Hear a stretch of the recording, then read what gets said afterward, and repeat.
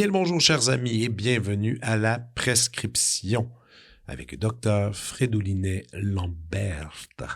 J'espère que vous vous portez bien. Tout d'abord, je veux faire des remerciements à tous les gens qui se sont déplacés pour ce lancement. C'était vraiment formidable.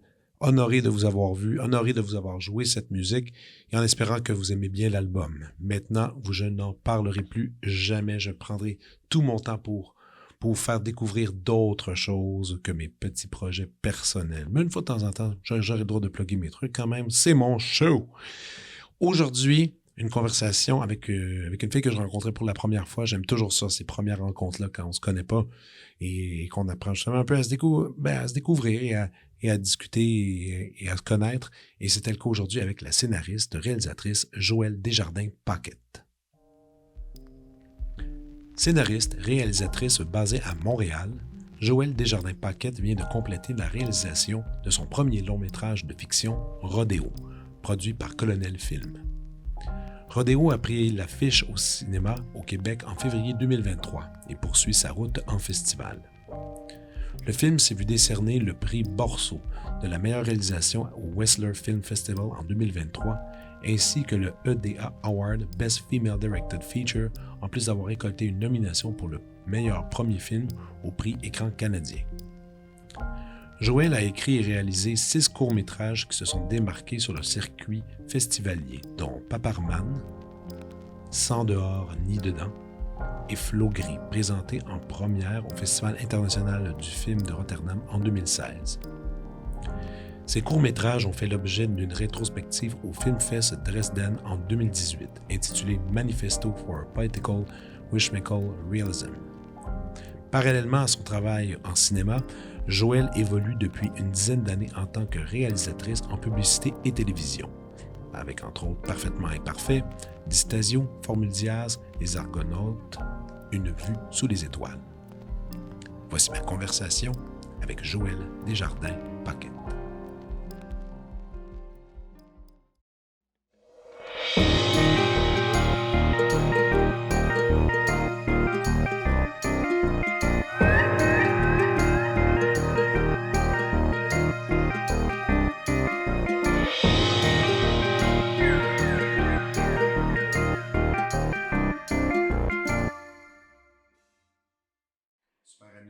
Moi, j'aime beaucoup Philippe. C'est un gars formidable. Puis nous autres, notre rencontre, en plus, ça a été c'est un peu intéressant parce qu'on s'est rencontrés par hasard dans un club vidéo. Oui, c'est ça. C'est cool. C'est comme pour le puis il travaillait au club vidéo.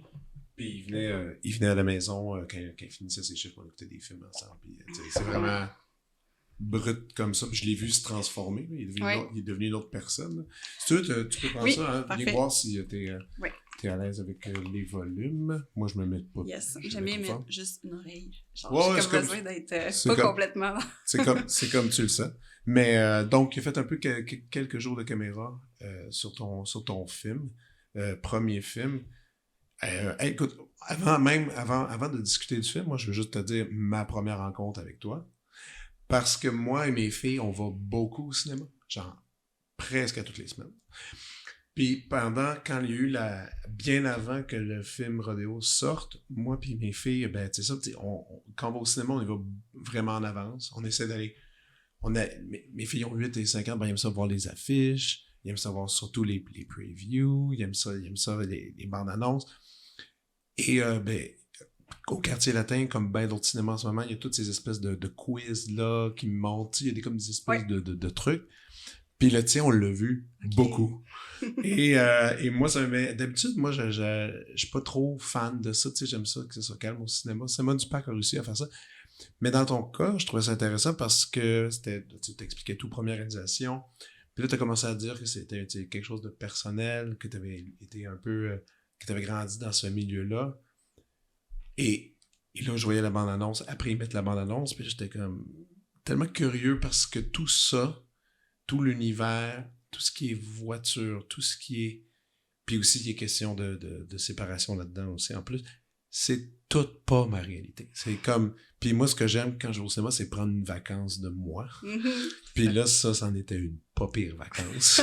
Parce que c'était loin de tout ce que je pouvais imaginer.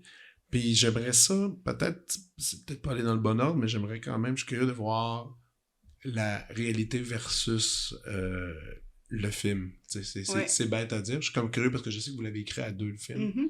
Donc, il y a des parties qui doivent de toi, des parties qui doivent de l'autre personne. Oui, je sais pas ben, trop. tu sais, ça a été un long processus. Là. Ça a été quasiment 5 ans d'écriture. Ben, tu sais, bien sûr, pas à temps plein. On fait comme plein d'autres projets autour de ça. Mais 5 ans, c'est pas si pire. Ben, j'avoue, oui, c'est vrai que j'ai comme ben des collègues que des fois, il y a des films que ça prend encore plus de temps. Sarah Fortin, ici, était venue. Puis Sarah me racontait qu'elle, c'était je pense, un 8-9. Oui, c'était un long projet, Sarah. Oui, c'était très long. Là. Oui. Mais c'était compliqué, là, je pense. Puis je pense que c'est juste la tenue au Québec, c'est difficile de faire des films. C'est ça, c'est long. Les rounds de finir autant longtemps sur une œuvre sans avoir rien d'alimentaire. Là. Fait que c'est sûr et certain qu'on est allé appliquer Conseil des arts et lettres au début. J'ai fait un dépôt en solo pour vraiment développer l'idée. Mais allons avant ça, mettons. Avant de faire un premier dépôt pour l'écriture, il faut quand même que tu aies une idée, un flash qui débute le truc. Là. Bon, comment t'es arrivé à cette idée-là? Ben, je pense que c'est parti de souvenirs d'enfance. Là, les rodéos de camions, j'y allais avec mon père quand j'étais jeune. C'était un univers qui me fascinait. Mon père vend des Kenworth, des gros trucks depuis 40 ans. Il vient de prendre sa retraite. Puis les shows de camions, les expositions de camions, lui, il amenait un camion de l'année dans les rodéos. Fait qu'il y a comme la partie beauty, là, show and shine. Fait que là, ça, c'est les bolides tout shiny. Il y a comme des concours de carrosserie, bon, tout ça. Puis il y a les courses aussi. Fait qu'il y a des camions modifiés. Il y a différentes classes de courses. Puis des événements comme ça dure combien de temps? C'est des week-ends. Dans le fond, les gens arrivent le vendredi. Puis il y a des immenses campements. Les gens pinent leur roulotte après leur truck, leur pick-up. Puis c'est ça. Puis tu sais, les plus gros, là, le rodéo du camion de Notre-Dame-du-Nord au Témiscamingue, je veux pas dire des niaiseries, là, mais je pense que c'est à peu près 1000 camions là, qui viennent fait que, tu sais, durant le week-end. Fait que ça fait un immense site. Puis le soir, il y a le show and shine qu'on appelle. Tous les camions sont stationnés, allument les lumières, ça pompe les moteurs. Fait qu'il y a de la boucane, il y a de la lumière, il y a un vacarme infernal. Ben, ce moment-là, dans le film, quand on le voit... Tu sais, l'espèce de... Tout ça en ligne, mais c'était comme, pour moi, c'était un peu irréel. Puis ce que j'aimais, c'est que je me disais, avec le financement que Joël a eu, elle n'a pas pu payer pour recréer ça. Non, on a tourné dans c'est réel, c'est la vraie affaire. C'est la vraie affaire. Ça a été vraiment un peu un casse-tête à mettre en place avec les productrices. Mais ouais, on a tourné à Baie-du-Fèvre, le Challenge 255. Fait que c'est l'équivalent d'un rodéo de camion. Là. Il y en a, mettons, l'été, là, les vrais fans, il y en a un presque tous les week-ends. Il y en a en Beauce, il y en a en Abitibi, il y en a à Mirabel, en tout cas, il y en a un peu partout. Fait que les vrais là, qui coursent, là, ils ont quasiment un week-end en fait, chaque week-end. Pendant l'été. Pendant l'été, oui. Commence comme début juin, puis il y en a jusqu'en septembre. Mais toi, ce que ça fait, c'est que ça demande... Moi, je suis curieux du temps de tournage que tu as pu mettre là-dessus, parce que ça te fait une pression gigantesque. Tu fais, il faut qu'on aille filmer. Pendant ce week-end-là, il faut que j'aille chercher toutes mes prises. Puis c'était tout à un seul événement. Puis évidemment, il y a d'autres scènes qui sont en dehors de ces événements-là, mais tu sais, ça, c'est l'enfer, non? Ben, surtout qu'on a tourné ça quand même au début, parce que faire une histoire courte, notre financement, on n'avait pas encore complètement tout le financement, là, fait qu'il nous manquait Téléfilm quand on a commencé à faire la prep pour Rodéo, puis il fallait absolument tourner parce que nous, la SODEC, on avait eu l'argent plus qu'un an auparavant, mais comme c'était la pandémie, on n'a pas pu tourner l'été qu'on était censé tourner. Fait qu'on était sommés sinon on perdait les sous, on devait remettre l'argent à la SODEC, fait qu'on a fait, OK, on prend le risque, on avait des bons échos de Téléfilm, mais c'est toujours, c'est un gambling, là. Fait qu'on s'est dit, OK, on va demander aux techniciens, ben, acceptez-vous d'avoir un pourcentage de différé sur vos cachets, puis si Téléfilm rentre, vous allez avoir 100% de votre salaire. Fait que ça a été dur aussi recruter l'équipe post-pandémie. Déjà, l'été, c'est un moment hyper difficile au Québec pour tourner parce que il y a énormément de tournages. Américains qui viennent. En plus, exactement. Fait que le marché, ben, le milieu est super satisfait. On parlait à des chefs de département, ils étaient comme, hey, moi, j'ai vraiment envie de faire ton film. J'aime l'idée, j'ai le goût de le faire, mais j'aurai pas mon crew. Tu sais, c'est sûr et certain qu'à des différés, je vais devoir prendre autre chose pour avoir. Mais ça, c'est pas un peu débossant, justement, parce que on aime ça coller avec la même équipe du début jusqu'à la fin. Oui. Ou je présume, mais en même je sais pas. Oui, tout à fait. Ben, c'était super déstabilisant. J'ai fait comme 6 courts-métrages avant de faire Rodéo. J'ai comme tissé des liens avec des gens. Ben ouais. Fait que c'est sûr et certain là, que le premier long-métrage, c'était un peu vertigineuse de dire, OK, ben toute l'équipe technique, là, c'était des gens avec qui j'avais jamais travaillé. À part mes productrices, les colonels avec qui j'avais fait Flou Gris, l'équipe entière était... nouvelle. Ouais, était nouvelle. Fait que, ouais, ça a été compliqué, mais compliqué dans le sens où tout le monde, on apprend à se connaître, puis c'était un film quand même avec des gros défis. Là, quand j'ai eu les premiers rounds de refus, parce qu'on a toujours des refus avant d'avoir des oui, c'était, magnifique scénario, mais très ambitieux pour un premier film. J'avais beaucoup ça comme commentaire. Là, fait que, mais oui, il y avait des gros défis. C'est un road movie, on est à l'intérieur d'un camion, il y a une partie documentaire, le début du film est vraiment imbriqué dans le rodéo, puis c'était juste 3 jours, tu sais. Fait que, puis nous, on a commencé à tourner avec ça parce qu'on a tourné comme vers la fin de l'été. Fait que c'était comme un des derniers près de Montréal qui existait. Fait que je pense qu'on avait fait 2 jours de tournage là, pour comme un peu de test avant de commencer. Puis c'était le premier week-end. Fait que c'était vraiment hardcore. Ça, ces fameuses journées de tournage-là, sur ces sites-là, il faut que tu dors pas. Là. Tu penses que c'est juste faut que tu sois comme active. Puis prendre tous les moments. Tu sais, il y a des shots que j'ai trouvé tellement belles avec la lumière. Puis c'est comme... Je regardais les shots, j'étais comme, wow, ça c'est... Tu sais, je fais pas des films, mais je me disais, ça a été attrapé au hasard, pis ça devait être buzzant de l'avoir, ce shot-là. Il y en avait 2, 3 là, que je trouvais au début du film, justement. Oui, tout à fait.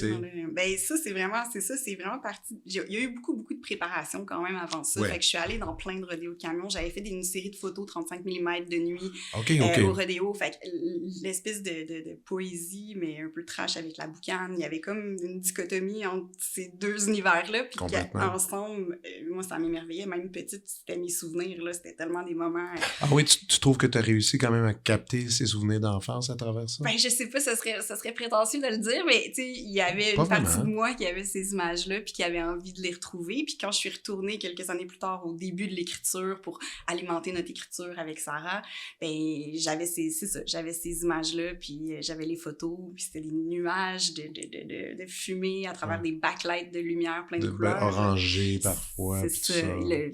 Puis le soleil, il y a tellement de boucan que, bon, c'est sûr, environnementalement parlant, on y repassera. Mais que tu as l'impression qu'il y a comme une éclipse en plein jour. Là, et c'est tellement dense, le nuage, que le soleil est comme effacé. Mais comme tu dis, environnement, ben, en parlant, mais ces événements-là ont lieu de toute façon. Là, c'est ça. Puis même aller les chercher puis les filmer, je trouvais ça intéressant, justement, de mettre un peu de poésie sur quelque chose qui aujourd'hui est jugé comme dangereux, aride ou je sais pas trop, là. Mais tu sais, moi, je trouvais que ça justement, ça fonctionnait super bien. Mais là, comme tu dis, t'avais fait tes devoirs, on va dire. T'avais fait ta préparation, t'avais pris tes photos. Et en tout, c'était combien de jours de tournage, tout ça? Tout complet, maintenant. Tout le film, pour Juliette et moi, la directrice photo, parce qu'on a fait comme un 23 jours, là, je me souviens plus exactement, je pense que c'était 22 jours avec la grosse équipe, là, une 50aine de personnes, c'était costaud autour de Montréal. Puis ensuite, on a fait petite équipe court-métrage, là, on était 12, on est allé dans l'Ouest, donc on a fait 4 jours de tournage en Saskatchewan, puis 4 jours dans les Badlands en Alberta. Puis nos acteurs sont venus nous rejoindre, nos acteurs et une partie de l'équipe technique sont venus nous rejoindre à Regina pour aller tourner à Maple Creek, là, à la frontière entre la Saskatchewan et l'Alberta, là, dans une espèce de truck stop, dans un trou perdu. Puis, ben, les 5 jours de route, on les a fait juste ma productrice, Sarah Manring, notre directrice de prod, Joanie Deschambault, notre directrice photo, Juliette, puis on avait Maxime, qui était notre chef électro, machino, qui s'est un peu occupé de tout en fait, il y a eu comme plein de chapeaux, là, parce que lui, il traînait le truck, puis il y avait notre conducteur du camion, Éric Jeunesse, qui est le propriétaire du camion, puis fait qu'on a fait, on était 6, puis on a fait tout le B-roll là, à travers la route, fait qu'on roulait à peu près 6-7 heures par jour, puis on tournait comme 3-4 heures, ça c'était 5 jours qu'on a pratiquement pas dormi, là. On arrivait dans des motels à comme 1h, 2h du matin, on mangeait, on dormait quelques heures, on se relevait tôt le matin, fait qu'on a fait ça, puis on n'avait pas le budget pour faire le repérage de la route, fait que le voyage comme tel... Était le repérage. Il était le repérage, là, tu sais, fait que on est resté pris dans un pit de sable. Tu sais, il y a eu vraiment, ça a été épique, là, l'espèce de parcours. Le propriétaire en question, comment il s'appelait, Denis? Il s'appelle Éric Jeunesse. Éric Jeunesse, lui, c'était peut-être c'était sa première fois qu'il faisait Ouais, un tournage ouais. comme ça pour un film, il a embarqué là-dessus, il a dû avoir du fun à voir ça quand même. Ouais, ah oui, on l'a remercié dans le générique, puis on a dit, tu sais, merci à Eric, notre bonne étoile, on l'a appelé comme ça parce qu'on pensait pas pouvoir faire le film, on se rendait compte que trouver un camion, même le faire modifier, au départ, j'avais des grandes ambitions, j'étais, on va avoir 2 camions, on va en avoir un modulable, on va enlever les portes, on va enlever la carcasse, on va la mettre sur une plateforme, puis on va avoir le vrai camion, puis là, comme, ils ont commencé à faire sortez les sous. Ils ont commencé à faire les chiffres. Non, ça va pas être comme ça que ça va se passer. Fait que finalement, on avait bien sûr juste un camion. Oui, on a pu enlever un banc, tout ça. Mais bref, c'est mon père qui connaissait Eric, qui a été mécanicien chez Kenworth. Puis mon père, nous a vraiment, vraiment aidé dans le processus. Puis là, c'est ça. Il a dit, ben écoute, j'ai quelqu'un qui serait intéressé, peut-être, parlez-vous. Puis là, Eric, il m'a passé un coup de fil. Puis il fait, hey, moi, je suis prête à prendre congé de ma job. J'ai un camion de course qui a passé au feu il y a 1 an. Faut que je le reconstruise au complet. Puis j'ai le goût de le construire pour que ça soit le fun pour votre film aussi. Fait qu'il y a comme... Mais quand il a modifié, qu'est-ce que tu veux dire? Mettons, comme tu disais tantôt, j'aimerais ça avoir un camion, je peux enlever les portes pour filmer, de tout. Lui, il l'a vraiment modifié pour vous autres? Ben, il a pris comme 3... Ben, en fait, lui, il fait des camions... Il construit des camions de course, là, en fait. Fait que, il prend plein de pièces. Fait que là, dans le fond, son camion, c'était 3 camions. C'était le nez d'un W900, un nez plat de Kenworth, une carcasse, et la couchette, c'était un studio qu'il appelle. C'est la plus grande grandeur qui existe de couchette, parce qu'il y a différentes grandeurs. Fait que nous, pour qu'on puisse filmer, il fait, je vais vous mettre le plus grand bed possible. Fait que là, il a comme fait ça avait la place pour tes caméras. Exactement. Fait qu'il a fait venir un bed d'ailleurs. Fait que là, il a comme fait un camion qui nous aidait quand même à tourner. C'est extraordinaire parce que dans le film, ça paraît pas grand. Non, je sais. Ben, c'est pas grand. Je te confirme que c'est pas grand. C'est pas grand, mais quand même, c'était assez grand pour mettre une équipe et justement... 8 dans la couchette, puis on avait une chorégraphie pour comment s'asseoir parce qu'on pouvait pas tous s'asseoir en même temps. C'est ça. Fait que c'était OK, le preneur de son était debout comme ça, je mettais mes pieds, mes jambes par-dessus la script. T'sais, on avait vraiment notre chorégraphie pour comme tout tenir. Pour que ça fonctionne. Ouais, c'est ça. Fait que, okay. Mais Eric a été, c'est ça, il a pris congé sans solde de chez Kenworth, fait qu'il a comme travaillé full pin sur son camion le mois avant le tournage, il a eu plein d'aides, puis ensuite, il a vraiment fait le tournage avec nous, c'était la doublure de Maxime, fait qu'on lui a fait faire une perruque comme Maxime. Oui, c'est vrai. Puis les vêtements doubles, fait que souvent, il y a des plans larges, c'est Eric qui conduit son camion, puis c'est un mécanicien dans la vie, fait qu'on avait aussi un mécano, dès qu'il y avait comme un problème, c'est ça, c'était parfait, fait que voilà, on avait... C'est pour ça qu'on dit que c'est notre bonne étoile. Vous aviez du luxe, là. On avait du gros luxe. Parce que, aïe, OK. Mais puis en les plus, termes de course, puis je veux dire, juste des fois, j'avais des trucs à valider par rapport à, OK, comment il dirait telle affaire ou comment la course se passe. Fait qu'il a formé Maxime. C'est Maxime qui course pour vrai. C'est lui qui chauffe toutes les shots. Il chauffe pour vrai. On n'avait pas le droit d'amener une plateforme. C'était trop gros pour l'événement. Fait qu'à la journée des qualifications, le vendredi, on est arrivé. Toute la journée, Maxime, il a appris à power shifter. Ben, il avait pris des cours de conduite de camionnage en préparation pour le film. Là. Ça faisait partie de notre pré-prod. Mais il n'y avait pas son permis comme tel. Mais comme c'est un circuit fermé. C'est ça, j'allais dire. Légalement... Ben, dans un circuit... Oui, mais dans un circuit fermé, semble-t-il que c'était correct. Là. Je veux pas trop m'étendre là-dessus parce que c'est plus la prod qui gérait ce volet-là. Mais même la modification du camion, est-ce que légalement, on a le droit de faire ça, justement? Les reconstructions qu'ils faisaient? Oui, mais ils doivent passer, je sais pas comment ça s'appelle exactement, mais ils doivent avoir une espèce de sceau d'approbation une fois que le camion est modifié. Fait qu'ils ont besoin d'avoir un papier comme quoi que le camion est conforme. Tu sais, comme les grosses cheminées, les trop grosses, tu peux pas les avoir sur la route si t'as pas de... j'ai oublié le terme, mais en tout cas, une protection, parce que les grosses cheminées, tu peux te brûler. Bref, il y a comme plein de petits tweaks. Fait qu'il y a beaucoup de monde qui arrive aux courses sur les camions, sur des plateformes, là, dans le fond, qui roulent pas. Puis, selon les catégories de courses, là, il y a catégorie A, B, C.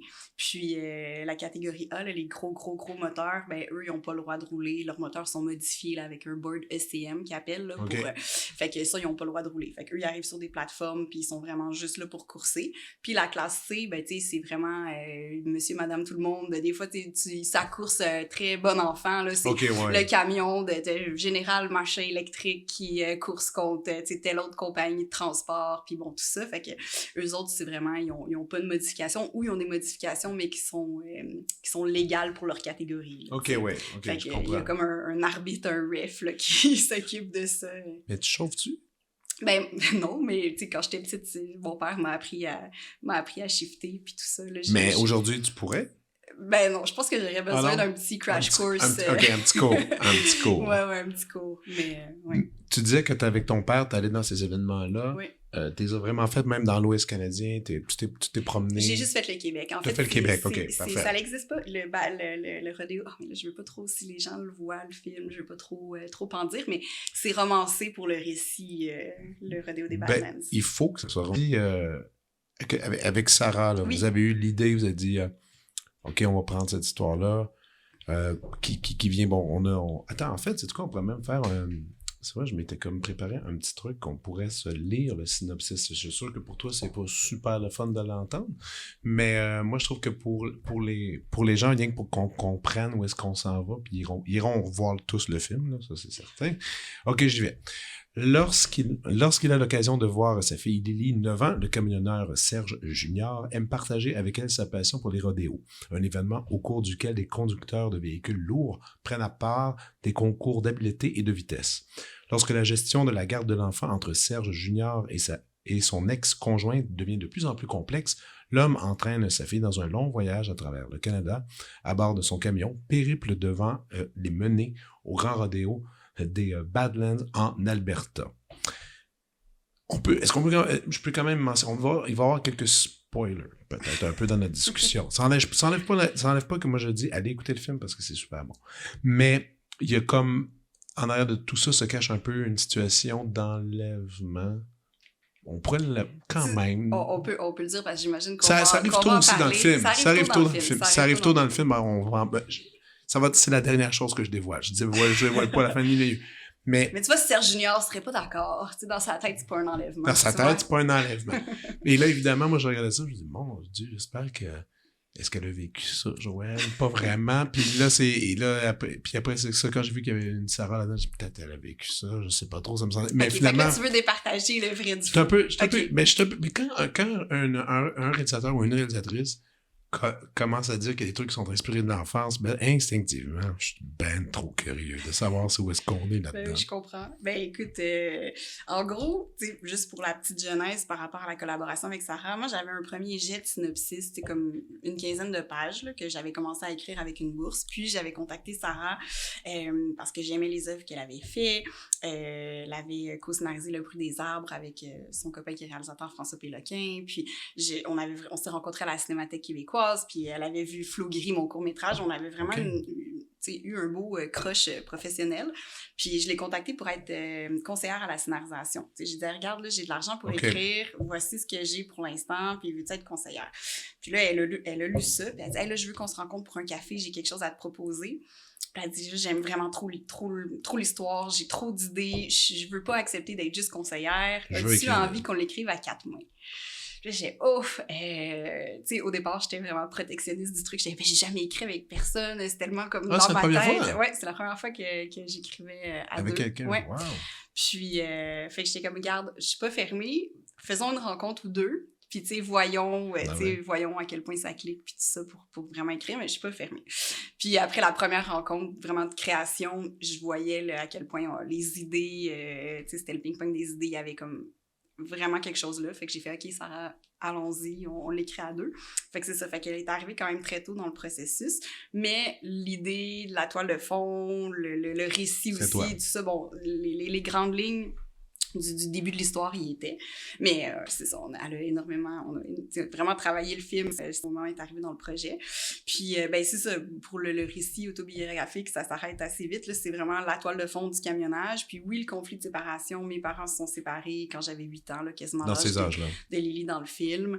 Ça a été vraiment moins explosif que ce qui est dépeint dans Rodéo, là. Oui, c'est ça. Non, moi, ça a été quand même soft, mais tu sais, le manque du parent quand t'es pas avec lui. Puis tu sais, c'était l'époque où j'étais chez ma mère la semaine, j'étais chez mon père le week-end. C'était pas les gardes 50-50 à l'époque. Je recevais Rosie Vallant la semaine passée, puis elle me parlait des anciens divorces et des anciennes séparations. Elle dit, moi, j'ai connu le divorce, c'était 2 semaines avec ma mère, une fin de semaine avec mon père. C'était souvent ça, une fin de semaine sur 2. C'est horrible. Oui.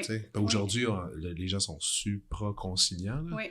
C'est cool, mais c'est sûr que ça crée un petit débalancement. Oui, complètement, sûrement. totalement, vraiment. Puis les week-ends, bon, ben, tu sais, ben c'est ça, je voyais mon père les week-ends, mais j'étais vraiment plus près de ma mère, puis il y a quand même eu une distance qui, malgré nous, s'est créée, tu sais, puis du fait aussi que, ben, les week-ends, tu sais, mon père voulait reconstruire sa vie, là, fait que veut pas, mais je faisais garder, il allait en date, tu sais, c'était ça qui se passait, mais il a passé beaucoup de temps avec moi, là. Mais puis là, t'es la fin de semaine, il n'y a pas d'école, il n'y a rien, t'as plein de temps, mais en même temps, il y en a, c'est pas vraiment tout alloué à ça. Bon, ça doit être un peu... Ben, c'était, bon, le contexte du moment, tu sais, mais bref, fait à part ce que j'ai pu vivre comme petite fille, ben, ce que j'ai pu insuffler au personnage de Lily, il y a certains trucs, mais c'est ça, mais on a énormément lu sur le sujet des conflits de séparation, puis tout ça, puis moi, ce que j'ai, ben, il y a aussi le volet, le mari de ma mère, mon beau-père, qui est mon deuxième papa,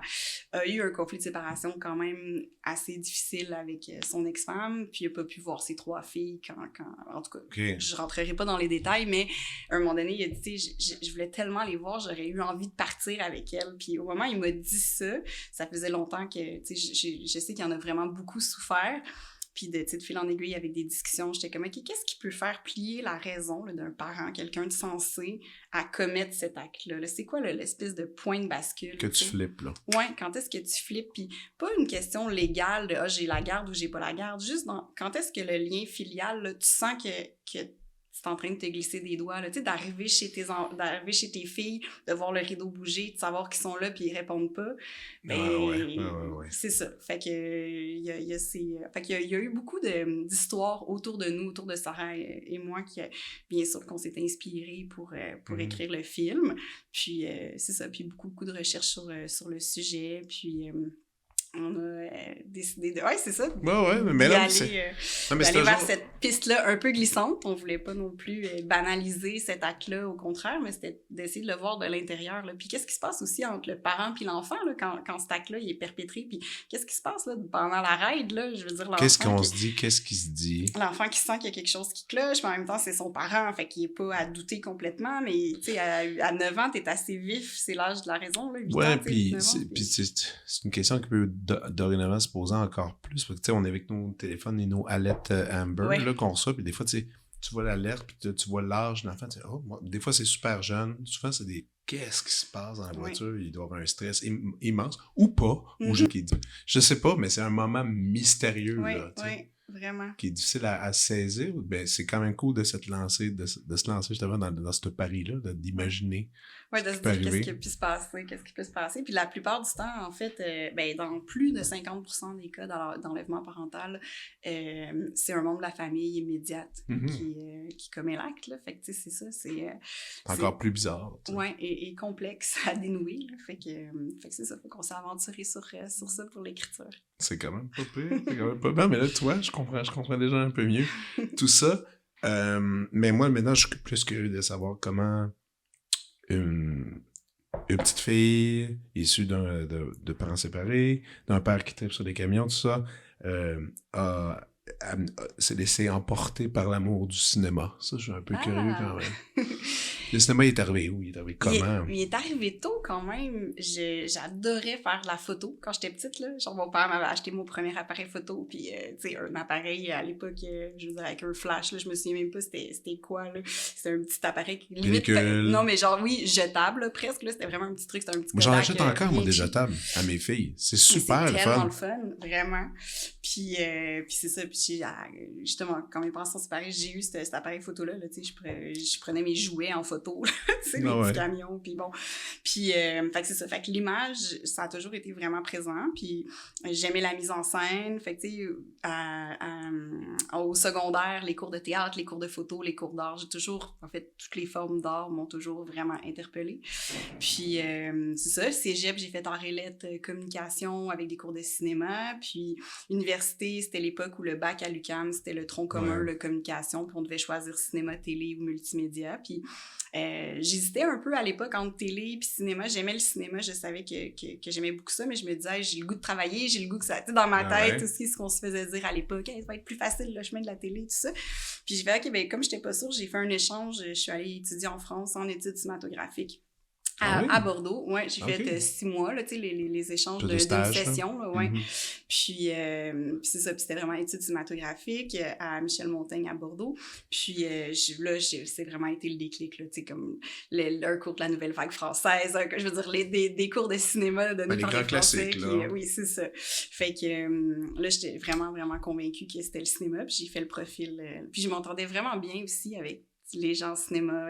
C'est ça. Ouais. J'aimais vraiment regarder des films, en discuter, tout ça. Fait que j'ai fait profil cinéma. Puis mon court-métrage de fin d'études, ben, c'était promener dans des festivals, tout ça. Fait que ça a comme déjà ouvert C'était des lequel portes. le premier encore? Parce que j'en ai eu quelques-uns Ben, je pense ici. que, je sais même pas si c'est dans ma filmographie, ça s'appelle Timbré. Non, il n'est J'avais pas, non, il est pas indiqué. adapté une nouvelle de Lou Reed, là, de Gift. Pour vrai? Ouais, fait que c'était Ok. l'histoire que j'avais mise en scène avec Ok. la fin tragique. Oh, ouais, ok, quand Ouais, même. ouais. Mais tous les films, j'ai pas été capable de tous les voir en passant. C'est très correct. Pourquoi? Ah, j'ai une relation particulière avec Hey, les vous êtes courts-métrages. tous très drôles avec ça. Parce Pour que ça vrai, fait ça me rassure parce que... plusieurs réalisateurs. Ouf. Et maintenant, quand ils font un peu le shift vers le cinéma, en tout cas, les longs métrages, Ouais, ouais. puis là, tu sais, ils viennent, puis je dis, hey, j'ai essayé de fouiller. Ils me font, ah non, t'as fouillé. Ils ont dit, s'il fallait que si t'es avais vu, c'était dans des festivals de court-métrage et ça s'arrête là. Ah, c'est bon, je devrais faire ça. Moi, je les ai mis sur mon site en me disant, bon, OK, je vais essayer de pas 100% renier ça, mais tu sais, je m'en vante pas. Non, mais en même temps, je sais pas, tu vois, l'argument de, regarde, il y a des endroits pour les regarder. Oui. Puis c'était aussi sur des grands Oui. écrans. Bon, tu sais, tu pouvais comme admirer le travail qui est fait. Puis des fois, on a comme cette nécessité, surtout avec le streaming aujourd'hui, de vouloir tout diffuser, mais c'est pas niaiseux non plus de dire, regarde, ça a existé, il y a des gens qui l'ont vu. C'était bien smart. Avec moi, peut-être qu'un jour, je te le montrerai, ou je sais pas. Mais il y en a que j'ai pas trouvé. Mais bref, tu dis que c'est correct, mais t'en as fait quand même pas mal, tu sais. T'en as fait, incluant celui-là que je n'ai pas dans ma liste. J'ai fait comme 3 courts-métrages financés, entre guillemets, là, ben, tu sais, comme plus sérieux. Puis j'ai fait 2 kinos.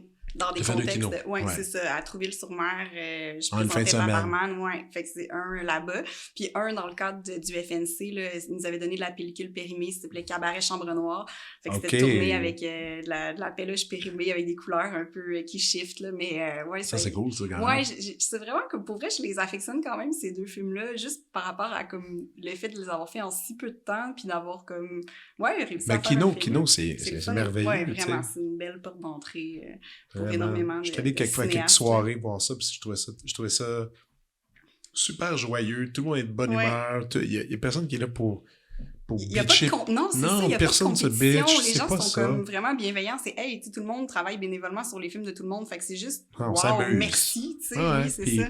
Trouver une twist sur une façon de puis je suis sûr que dans ces expériences kino, t'as appris des affaires. Oui, c'est certain. Là, puis, mais parallèlement, quand même, t'as une autre carrière, tu sais, qui est en réalisation de pub.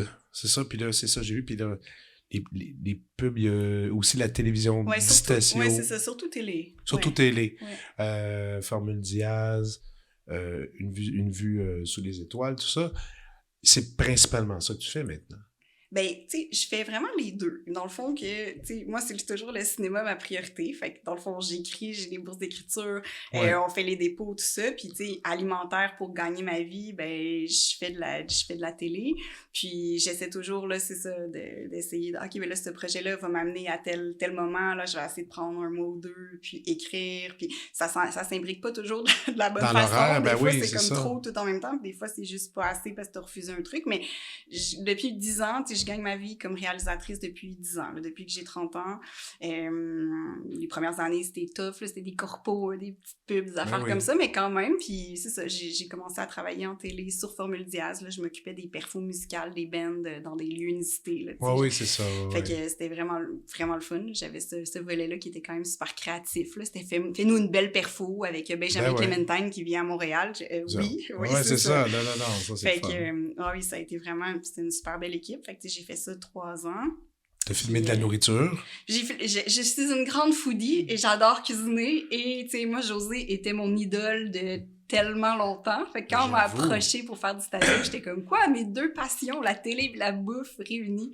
Ça devait être quand même assez cool. C'était vraiment le fun. Puis José, c'est comme, elle est exceptionnelle. Rigoureux. Puis quand ça clique, j'avais rencontré il y a un gars qui de l'exploration de recettes pour elle. OK, ouais. Je pense qu'elle s'appelait Blake. Oui, ben oui, je connais Blake. Ben oui. Ouais, c'est ouais, ça. C'est notre styliste culinaire sur certains shows. J'étais allé manger chez lui, puis là, c'était une de mes fois, j'étais tellement impressionné. C'était une bibliothèque, seulement de livres de bouffe. d'huile d'olive. Ah, puis là, il était comme, que je vais vous faire essayer des affaires. Puis j'en revenais pas. Puis c'était vraiment un laboratoire. Là. Ouais. C'était un laboratoire, puis il fallait qu'il arrive avec des idées, puis là, après, elle change des trucs. C'était comme un univers que je connaissais pas, là, mais c'est fascinant.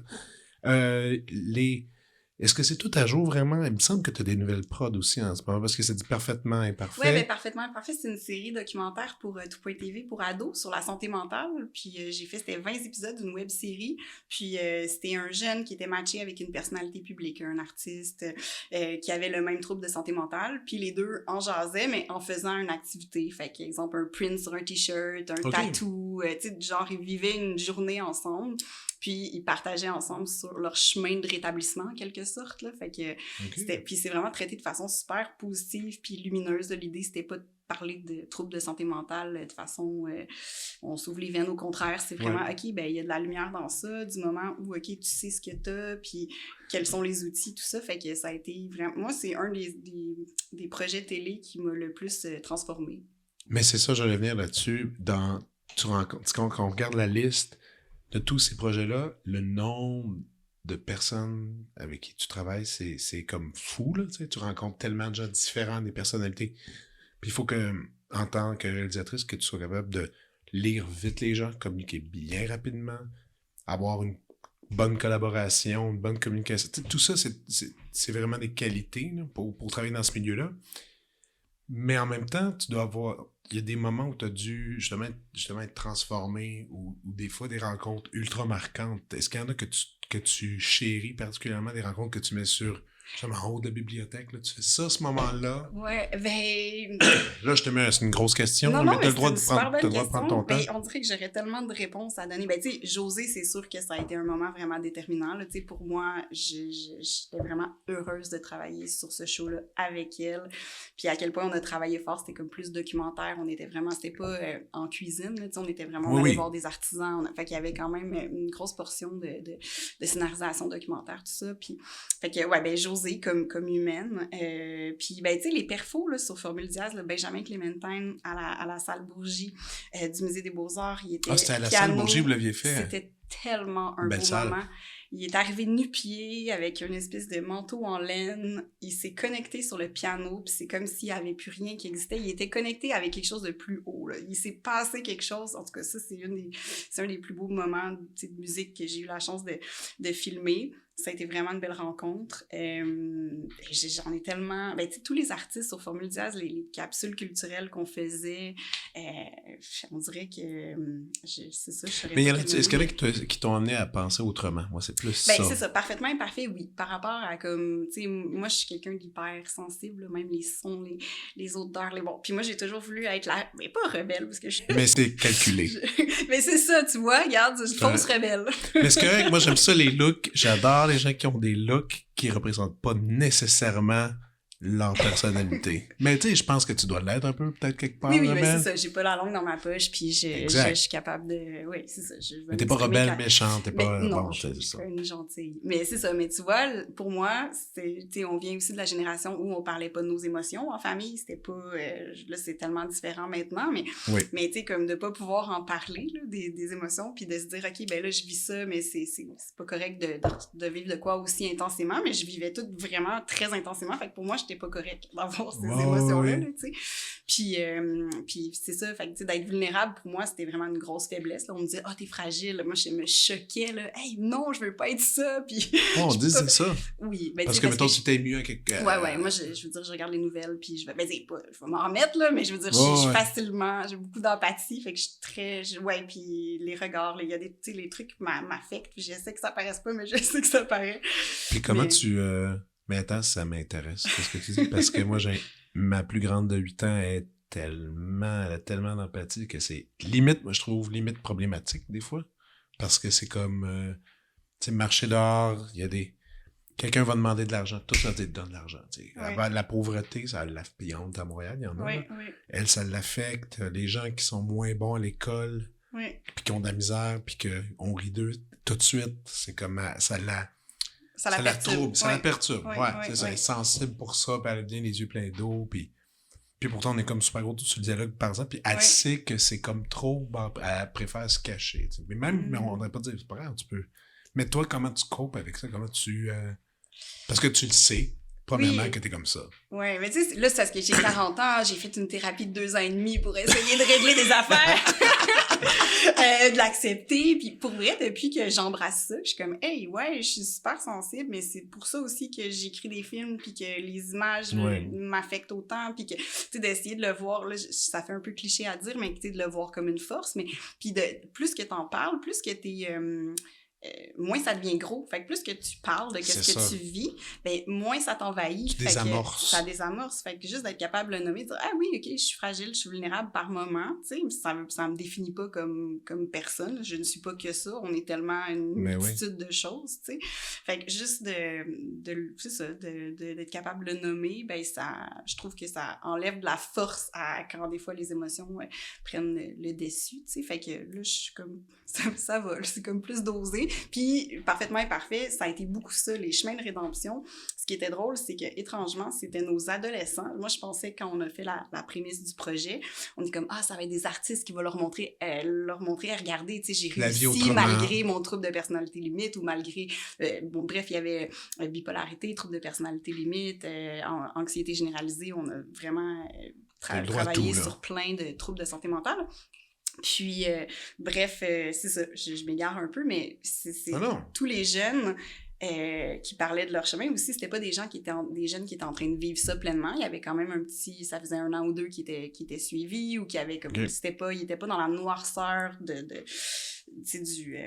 entamé. Puis il était conscient puis assez, assez bon pour en parler aussi. Exact. Ça, donc ils ont une espèce de recul, une espèce de vision d'eux-mêmes qui est exprimable. Là. Puis, tu sais, c'était au contact des artistes, on pensait vraiment que ça allait être les artistes qui allaient les amener dans de la lumière, puis tout ça. Puis c'était souvent eux avec la vivacité d'esprit, puis l'authenticité, puis la façon qu'ils partageaient leur récit, puis la maturité qu'ils avaient. Tu sais, c'est des jeunes de 14, 15, 16 ans qui avaient déjà fait des psychothérapies, qui avaient déjà des outils.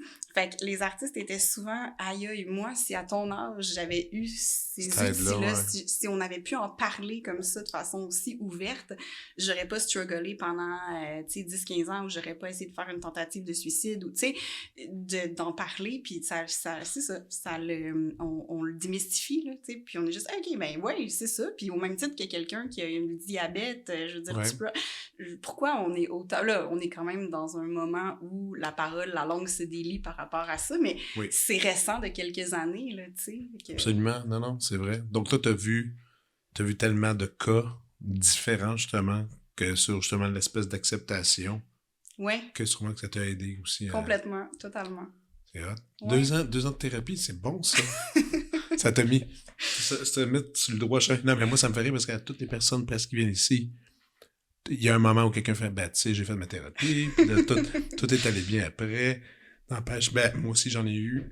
c'est quand même utile. On est chanceux d'avoir ça aujourd'hui, là. Vraiment. On va se le dire. Puis qu'on est capable de le dire, même publiquement, rien que de dire entre toi et moi qu'on en a fait. Ouais. Ça se faisait même pas. Il y a pas si longtemps, en plus. Je pense même il y a 10-15 ans, tu peux pas vraiment dire ça, là, tu sais.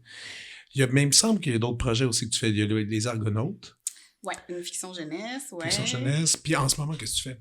En ce moment. Là, en ce moment, on a du financement du Fonds canadien des médias. Sarah et moi, on renoue notre... en fait, on continue d'écrire ensemble. Fait qu'on a de l'argent pour l'écriture d'une mini-série de fiction.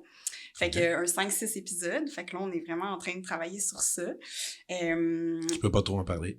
Non, c'est ça. C'est vraiment, vraiment comme embryonnaire, là. Mais on a commencé à travailler. Puis là, on a comme nos vacances cet été. On se prend 2 semaines de blitz d'écriture en fait, sous peu le mi-juillet. Puis tout ça. Puis là, on veut avoir la Bible de prête cet automne. Wow, quand même, c'est ambitieux. Ben, tu sais, c'est les synopsis, tu sais, on a 6 Ouais. épisodes. Fait que, tu sais, la Bible comme telle, on a déjà commencé, là, on travaille Ok, là-dessus ok. depuis février, là. Fait OK, qu'on mais a- c'est pour ça que je te dis, Oui, moi, oui, je pensais oui. que tu commençais là à avoir ta Bible Non, pour non, non, arriver. non, c'est ça. Fait que ça va, mais on n'aura pas de scénario d'écrit, parce qu'en télé, contrairement au cinéma, Ouais. tu peux aller pitcher avec une Bible, tes synopsis d'épisodes, ton descriptif de personnage et, dans le fond, l'idée générale de la série. Puis, à partir de là, si un diffuseur est intéressé, il va être comme, hey, oui, on donne un montant, écrivez un premier épisode. Ben, tous les diffuseurs fonctionnent pas pareil, là, mais grosso modo, c'est que t'as pas à, comme en long métrage, de travailler énormément de temps jusqu'à temps que ton scénario soit abouti, puis que là, c'est le moment où tu le soumets, puis que t'attends plein de rounds de financement. Mais là, c'est la première fois que tu appliques pour la télé.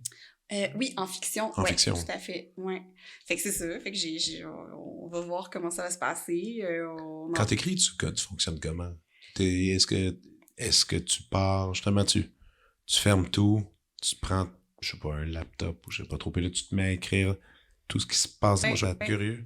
Ben, souvent, les projets sont toujours nés de projets photos. Tu sais, mettons dans mes courts-métrages, puis même Rodéo. Tu sais, fait que c'est vraiment souvent les univers. Fait qu'on dirait que je commence avec un autre médium que l'écriture, la Avec plupart la du photo. temps.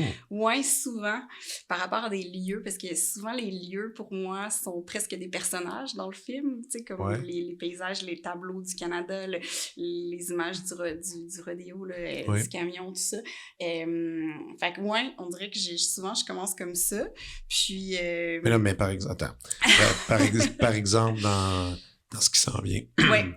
Est-ce que tu prends ton vélo, t'as ta caméra, puis tu t'en vas chasser des images, puis ça t'inspire, ou Non, tu c'est plus- fouilles pour des images? Je fouille pour des images. Parfait. Là, tu sais, mettons, celui-là, mais on dirait que je veux pas trop en parler parce que c'est trop Non, t'es pas obligé. récent, mais reste que j'ai commencé un mood board par rapport au lieu, qui est comme un lieu que je construis, là.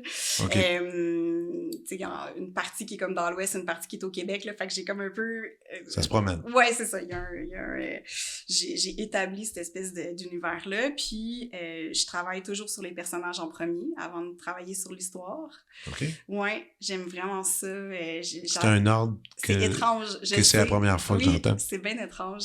C'est comme, tu sais, dans mes courts-métrages, j'ai plus exploré des personnages atypiques, un peu plus grands que nature, puis des lieux qui parlent. C'était peut-être un peu trop expérimental et pas assez narratif par moment, mais reste que les personnages sont... ouais, ça part souvent d'un ou deux personnages. Mais les photos, je trouve ça drôle, mais disons que Ouais. tu pars sur cette chasse aux photos. C'est quoi tu fais exactement? Tu trouves des bouquins ou tu es sur Google, t'es comme, je sais pas, une place publique. Puis là, tu vois Non, des mais c'est images. que il faudrait vraiment que je te dise c'est quoi le récit, puis tout Non, ça, non, mais puis là, c'est quoi l'univers pour que parle-moi tu pas de ce comprendrais. récit-là, Mais mais mettons, Rodéo, ben ça a vraiment été, OK, le camionnage, la toile de fond, la fumée, les lumières, je savais que je voulais une poésie brute. Fait que déjà, comme l'espèce d'ADN au niveau de l'ADN, pas juste esthétique, mais aussi même par rapport au récit dans les scènes. Il y a des scènes que t'as envie de pleurer, mais il y a une autre scène où il va te faire rire. Il y a des scènes... Ouais, c'est ça se promène. Fait que c'est ça m'aide à construire qu'est-ce que j'ai Le envie... visuel. Qu'est-ce que j'ai envie qu'il soit le cœur du scénario. Puis sinon, étrangement, c'est rare que j'écris vraiment des synopsis. Des fois, j'écris des scènes pour commencer. Tu sais, j'ai des flashs de tel lieu, le personnage fait telle affaire, j'écris une scène. Je pense que je travaille pas vraiment de façon très orthodoxe scénaristiquement. Ben, ça a l'air un peu all over the place, mais tu réussis à tout prendre les morceaux puis les remettre à la bonne place. Ben, c'est pas grave. Ça. Ouais. En musique, nous autres, soit quand je reçois des musiciens ici, tout le monde est... Il y a une grosse tendance que les gens travaillent beaucoup avec leur iPhone, ils vont se promener dehors, prennent des marches, puis là, à un moment donné, il y a comme une mélodie, puis là, ils vont tout de suite prendre le dictaphone puis la chanter, puis après, ils vont venir, puis là, ils vont la numériser, ils vont faire quelque chose d'autre avec cette mélodie-là, puis puis il y en a qui me disent qu'ils ont des banques et des banques et des banques sur leur iPhone de ça. Ça, c'est un outil. Ouais. Mais je trouve ça intéressant pour le cinéma d'avoir l'image, puis en même temps, ça demeure que le cinéma, on le regarde. Il faut quand même savoir où est-ce qu'on s'en va avec ça. Là, ben, j'ai ça, tu sais, mes mots, là, en fait, pas mes mémos, mais mes notes dans mon iPhone. Ben ouais. C'est, je veux dire, l'outil par excellence, là, peu importe, là, je suis dans le métro, il y a un flash de quelque chose que je vois qui sonne là. Fait que des fois, je reconsulte ça. Puis j'ai vraiment besoin d'être comme en silence. Quand vraiment je viens pour écrire, c'est vraiment... même des fois, je mets mes écouteurs. Mais je mets même pas de musique, mais tu sais, juste quand je suis dans un café pour avoir comme ma bulle. Puis, moi aussi, je fais ça. Ouais. Aussi, ben, tu te fais pas déranger. C'est ça c'est pas exactement. pire. Puis ça, je sais pas, ça Il y a comme un Tu petit t'inventes côté une bulle. douillet. Oui, c'est ça. Tu t'inventes quelque chose. Ouais. Hey, avant que j'oublie, pour Camion, Oui. ben aimé la musique de Serge. Ouais. Écoute, c'est tellement bizarre parce que il y a quelques jours, j'étais allé m'acheter leur nouvel album. Ouais. J'étais allé m'acheter un t-shirt même de leur truc, Teke Teke. Ouais. Puis là, j'ai écrit à Serge, j'ai réécouté ton film aussi avec Manon, puis là, j'ai écrit à Serge pour qu'il vienne au podcast. Puis là, Oui, vraiment. puis là, le soir même, on écoute, puis là, je faisais, elle est vraiment bonne, puis là, je laissais défiler quand j'ai vu que c'était lui qui faisait la musique. J'étais, OK. Mais ça, c'était un beau coup, ça. Parce qu'il en a fait un peu de musique, mais pas tant de musique de film, je pense. Ben, il a fait Sébastien Pilote, il a fait 2-3 séries télé aussi. Il commence à en faire plus depuis quelques années. Mais un habillage sonore d'un film comme ça, je pense que c'était la première fois. Non, je me rappelle, faudrait, attends, je me rappelle. En tout cas, il fait vraiment bien ça. Parce que Sébastien, il me semble qu'il y a un long métrage que Serge a fait la musique, mais c'est parfait. La musique, elle colle au bout, là. Ben, il est exceptionnel. Moi, il avait fait la musique aussi de Flo Gris, Apnée aussi, mon kino, c'est Power First. Je le connais depuis longtemps, là. Ah oui, puis, c'est un bon ami, puis c'est un cerveau créatif, talentueux, poétique. Il a comme tout ce que j'aime, puis il a le côté vraiment rock aussi, fait qu'il y a comme... Non, il peut aller dans plein de directions. Mais ça, c'est une bonne collaboration à garder proche. Ouais. C'est ça. Excuse-moi, je souligne ça out of the blue mais ça me... c'est le fun parce que c'est le contrepoint comme plus atmosphérique, on respire avec sa musique, tu sais, puis on est beaucoup dans le huis clos, bruit de moteur, un peu de métal, tu sais, c'est comme chargé par moment, puis là, sa musique, elle nous fait respirer. Vraiment. Est-ce qu'il y a évidemment, tu as ton projet de fiction télé, tu long métrage, des cours, tu as fait de la télé. Est-ce que quelque chose qui est sur moi je le demande souvent ça, est-ce qu'il y a quelque chose qui est sur ta liste de rêves que tu veux faire, que tu veux réaliser ou créer, qui n'est pas encore fait? Ou c'est plus tu y vas avec quelqu'un qui va avec le flow de la situation, le flow de la vie, puis les choses s'offrent à toi, mais aussi parce que tu sais, mine de rien, les gens en réalisation sont quand même un peu ambitieux, là. C'est quand même des grosses jobs, je trouve, là. Faut avoir une personnalité go-getter, tu sais. Mais est-ce que tu as cette liste-là ou t'en as pas? Être fleuriste? Non, Ah ouais, c'était ton projet de pandémie? Non, c'est la poterie, mon truc. Ah mais oui, je fais de la poterie, j'adore ça. Mais non, je niaise. Ben, tu sais, je te dirais que c'est comme si, je sais pas si c'est la crise de la quarantaine ou à quel point rodéo, ça a été difficile. Je suis comme complètement partagée entre... tu sais, j'ai envie de faire plus de fiction. Fait que ça, c'est sûr, plus de fiction télé. J'aimerais ça pouvoir... parce que, tu sais, je fais beaucoup de magazines puis de documentaires. J'aime vraiment beaucoup ça aussi. Mais, travailler un peu plus en fiction. Mais je te dirais que ça a été... énormément challengeant, épuisant, confrontant, tous les adjectifs un peu inconfortables. Mais c'est difficile, mais tu veux y retourner. Mêlés dans un bundle. Ben c'est ça, c'est pour ça que je suis en gros, questionnement. Je dis à votre chum, un genre de studio, là, ma poterie, des fleurs, de la bouffe. Non, je comprends. Le rêve urbain d'aller à la campagne, puis c'est comme bien là. Mais, tu sais, parce que des fois, je me demande pourquoi on s'afflige, tout ça, mais en même temps, c'est tellement beau quand on rencontre le public, puis le film sort, puis tu sais, les Q&A, les gens puis le projet qui sont comme, hey, ça m'a tellement touché, puis c'est le bonbon, là, ça. C'est la petite trace que tu laisses aussi, là. C'est une petite trace que tu laisses en arrière, puis c'est cool. Puis tu sais pas ce que cette trace-là va faire à quelqu'un. Non, c'est quand même cool, mais je comprends le désir de quitter. Je pense que c'est difficile, en fait, d'être posé, tu sais, dans quelque chose, parce que c'est toujours, mettons, OK, l'écriture, c'est un moment, c'est difficile d'avoir un rythme normal, en fait, en création, tu sais, tu le sais, tu composes, Moi, j'écris, non, je compose pas moi. Jamais de la vie. Ah non, je pensais que tu composais. Rien qu'y penser, ça me donne mal au ventre. Non, moi, je suis interprète. OK. Donc, tu sais, en musique classique, nous autres, en musique classique, il y en a quelques-uns qui sont interprètes et qui composent, mais la grande majorité des musiques classiques que tu vois sur scène n'écrivent pas de notes, sont plus... on passe tellement d'heures depuis notre jeunesse à juste manier notre instrument pour le perfectionner, que justement, quand on met une partition devant nous, on peut tout de suite la faire au premier coup, là, donc c'est plus... on se mélange pas tant que ça avec ce milieu-là. Ouais, contrairement, tu vois, comme à Serge, ben, il joue, mais... Puis il écrit, mais je veux dire, mettons... Lui, il y a un autre frère, Serge, qui s'appelle Rémi. Oui. Rémi Petit, c'est comme... Oui, il y a un super interprète aussi. Non, c'est pas juste super. C'est un des meilleurs altistes au pays, en Amérique, là. Tu comprends? Ah, Dans ben, le sens... tu vois, je savais qu'il était en musique classique, mais comme il est en Ontario, j'ai comme on le voit. Rémi, c'est une légende. Rémi, c'est une légende. Rémi, c'est celui qui... C'est le Rambo des auditions. Il se pointe à une audition, puis il gagne. Il a quand même gagné une job au New York Philharmonic. La compétition pour ça n'a pas de sens. C'est comme des centaines de gens qui se présentent, puis lui, il gagne. C'est vraiment, là, vraiment, il est trop bon. Il est trop... Puis là, il était à l'OSM. C'est la première job qu'il a gagné. Il était à l'Orchestre Métropolitain après, à l'OSM, New York Philharmonic, puis il est rendu à Toronto. Oui. Il y a pas d'allure. Mais pour atteindre ce niveau de jeu-là, tu peux pas écrire, tu peux pas composer. Je comprends. C'est juste... C'est de la pratique. C'est des heures avec un métronome, puis t'es d'une précision... Je vois. Incroyable. Puis lui, c'est ça qu'il représente. Mais c'est le fun, je trouve que dans leur famille, les deux musiciens complètement différents. Très différents. Tu peux pas avoir plus différents. Oui, c'est fou. Mais pourquoi on allait là, donc? Ben, on se disait, je disais que c'était difficile d'avoir comme un rythme équilibré, d'avoir une vie équilibrée. Quand t'es en écriture, ça va, c'est comme plus relax, tout ça. Bon, mais toutes les attentes, en fait, de financement, les déceptions. Après ça, bon, les espoirs, bon, faut comme conjuguer avec tout ça. Les montagnes russes. Les grosses montagnes russes, mais constamment, la prep du tournage, de pas avoir assez de sous, d'essayer de trouver des solutions, d'être dans le rush, parce que veux pas, t'as pas financièrement 6 mois pour le préparer. Puis il y a des films que Rodéo, ça aurait pris plus de temps, on le sait. On a fait tout ce qu'on a pu de mieux avec le contexte, tu sais. Puis le tournage, peu importe le budget du film, pour faire ce qu'on veut faire, tu sais. Puis après ça, bon, la post-prod, moi, a été vraiment douce et a bien été. Puis on a pris le temps de le faire, là, ça a quasiment été échelonné sur 1 an. Puis bon, là, ça a fait du bien, mais il y a quand même des challenges émotifs tout le long de ce processus-là. Puis après ça, ben la sortie du film, là, de sortir un bébé que t'as porté pendant... T'étais stressée? C'est ça.